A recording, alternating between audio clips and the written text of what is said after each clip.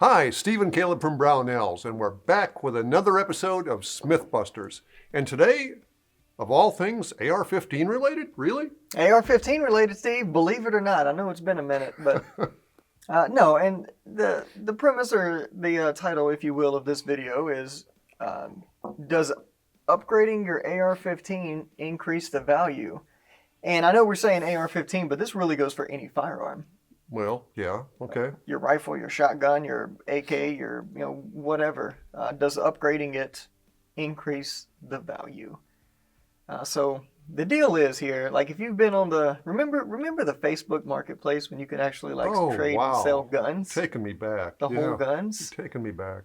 No, you can't do that anymore, unfortunately, but I mean, people still do it. They just put weird, like this, selling this for 400, and then they put the bean emoji, like 400 beans. Yeah, I don't know, whatever. I don't even remember what we were talking about. Point is here, all right, upgrading your AR-15, or I'm going to stop saying that, upgrading your firearm, right, in most cases is a form of personalizing it to you, which... True. Unless the person you're trying to sell it to is just like you, they're not going to see pretty much any value in that. Look, there's an old rule that goes way back. If you're selling a gun, a rifle with a scope on it, you take the scope off and sell it separately because you don't get any extra for it. Yeah, I think that same thing applies for pretty much, like for example, if this were a factory AR-15, let's pretend I didn't custom build this thing, all right?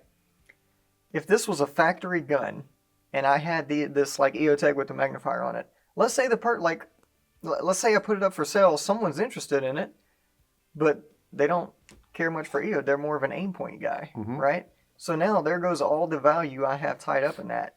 However, if I jump on the old ARFCOM, right, and then I sell this EOTech and magnifiers separately, then I'm in the money, Steve. Right. Then you're doing much better because as a package, the components don't make more than the whole. Yeah. However that works. Yeah, I get what you're saying. And like same thing for the grip. Like this, I put a dye-free company grip on here, which, I mean, honestly, it's the best grip in the world. But for you. Yes, it should be for everybody. But some people hate that straighter angle on their grip for whatever reason. So they certainly do. They would absolutely hate this. And I'm not even going to go to that buttstock because, man, people either love or hate that buttstock. Oh, this Magpul buttstock? Yeah. This is the, what is it? This is the SL. I just put this thing on here, Steve. This is new. I don't even remember what it's called. This is the SLS. Mm-hmm. This is the, I'm expressing this in Italian. Oh, good. It's good. Molto bene?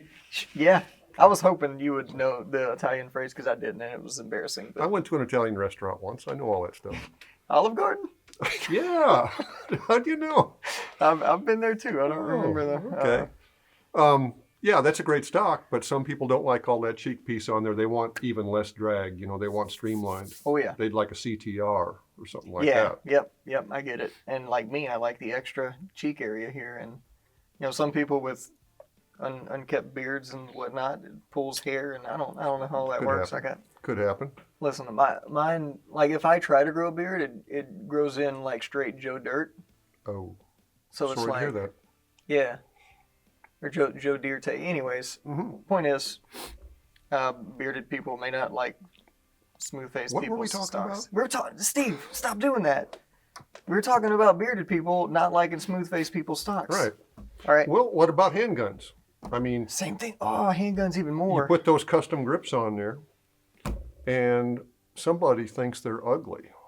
And you're going to have a hard time even just selling the gun for what you had in it. Without the grips. It's basic like sales stuff. If they don't like the way it looks, they're going to be less inclined to buy it. Right. And remember, you're trying to sell it. So the best thing to do, in almost any case, is get it back to as close to factory condition as you can. And if you don't want those accessories, sell them separate. Right.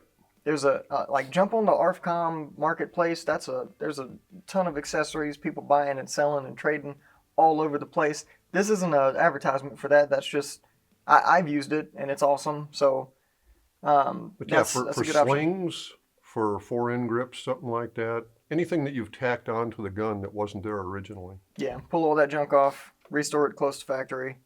Again, this is for any gun, not just AR-15s, and you will be much better off for it. Right, because the odds of you finding someone that wants it exactly the way you set it up, not good. Not good at all. Bad even.